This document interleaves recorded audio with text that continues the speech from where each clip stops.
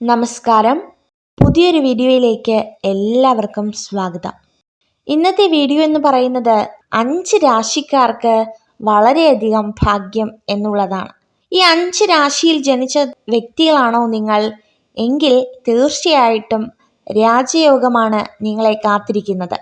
നിങ്ങളുടെ സങ്കടങ്ങൾ മാറി, നിങ്ങളുടെ കഷ്ടങ്ങൾ മാറി, ജീവിതത്തിൽ ഒരുപാട് അഭിവൃദ്ധികൾ വന്നു ചേരുവാനായിട്ട് പോവുകയാണ്. അതിൽ ഒന്നാമത്തെ രാശി എന്ന് പറയുന്നത് മിഥുനം രാശിയാണ്.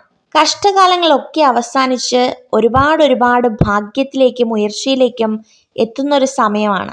ഇവരുടെ സങ്കടങ്ങളൊക്കെ മാറുവാനായിട്ട് പോവുകയാണ്. തിരുവാതിര, മകയിരം, പുണർദം തുടങ്ങിയ നക്ഷത്ര ജാതകരാകുന്നു ഇവർ. കഷ്ടതകളായിരുന്നു, ഒരുപാട് സങ്കടങ്ങളായിരുന്നു. എന്നാൽ ഇവർക്കിനി വേണ്ടുവോളം ധനാഭിവൃദ്ധി ഉണ്ടാകും, അതുപോലെ തന്നെ ധനപുഷ്ടി ഉണ്ടാകും. ബിസിനസ്സിലോ അല്ലെങ്കിൽ ഇവർ ചെയ്യുന്ന എന്ത് പ്രവർത്തനവുമാകട്ടെ അതിലൊക്കെ വളരെയധികം നേട്ടമുണ്ടാകും. അതുപോലെ ഇവർ ഗണപതി ക്ഷേത്രത്തിലൊക്കെ ഒന്ന് ദർശനം നടത്തുന്നത് വളരെ നല്ലതായിരിക്കും. രണ്ടാമത്തെ നക്ഷത്ര രാശിക്കാരെന്ന് പറയുന്നത് കന്നിക്കൂറുകാരാണ്. അതിൽ വരുന്ന ഉത്രം, അത്തം, ചിത്തിര എന്നീ നക്ഷത്ര ജാതകർക്ക് ഭാഗ്യത്തിന്റെ സമയമാണ്. ഭാഗ്യവും ഉയർച്ചയും ഒരുപോലെ വന്നു ചേരുന്ന, അതുപോലെ വളരെ ഉത്തമമായ ഒരു രാശിക്കാരാകുന്നു ഇവർ. രാവിലെ എഴുന്നേൽക്കുക, അതുപോലെ തന്നെ നിങ്ങളെ കൊണ്ട് കഴിയാവുന്ന തരത്തിലൊക്കെ പ്രാർത്ഥിക്കുക, ലക്ഷ്മി ദേവിയെ ആരാധിക്കുക. അതുപോലെ നിങ്ങളുടെ ദുഃഖങ്ങളും കഷ്ടങ്ങളും ഒക്കെ മാറിക്കിട്ടും. ധനാഭിവൃദ്ധി നല്ലവണ്ണം വന്നു ചേരും. മക്കൾക്ക് നല്ല സൗഭാഗ്യമാണ് നിങ്ങളിലൂടെ ലഭ്യമാകുന്നത്. അടുത്ത രാശിക്കാരെന്ന് പറയുന്നത് തുലാം രാശിക്കാരാണ്. ചിത്തിരയും ചോതിയും വിശാഖവുമാകുന്നു ആ നക്ഷത്ര ജാതകർ. നിങ്ങളുടെ ജീവിതത്തിൽ ഒന്നും കണ്ടില്ല കേട്ടില്ല എന്ന മട്ടിൽ നിങ്ങൾ പോവുക.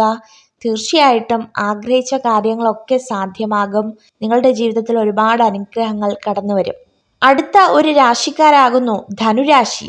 ധനുരാശിയിലുള്ള മൂലം, പൂരാടം, ഉത്രാടം എന്നീ നക്ഷത്ര ജാതകർക്ക് ധനപുഷ്ടി, കാര്യസാധ്യം, അതുപോലെ സങ്കടങ്ങളിൽ നിന്നുമുള്ള അകൽച്ച, അങ്ങനെ തുടങ്ങി ആഗ്രഹിക്കുന്നതെല്ലാം നേടിയെടുക്കുവാനായിട്ട് കഴിയും.